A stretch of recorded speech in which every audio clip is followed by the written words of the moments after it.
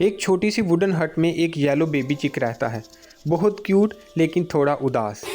Baby चिक सुबह उठकर अकेला बैठता है। पापा हैन मजदूरी पर गया होता है।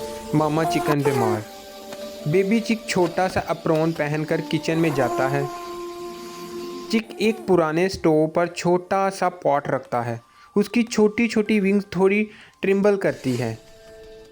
बहुत सिंपल और गरीब किचन, फटा हुआ शेल्फ, एम्प्टी जार्स, लेकिन बेबी चिक हिम्मत करता है। बेबी चिक वेजिटेबल्स काट रहा होता है। आंखों में आंसू आ जाते हैं। छोटा सा स्पून पकड़कर पॉट को हिला रहा होता है। स्टीम ऊपर उठ रही होती है। चिक को याद आता है कि पापा हैन कितनी मेहनत करता है। उसकी आंखों में और आंसू आ जाते हैं।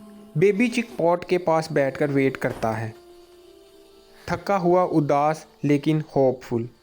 डोर खोलता है। पापा हैन थके हुए कपड़ों में घर आता है। उसका फुर थोड़ा फटा हुआ होता है।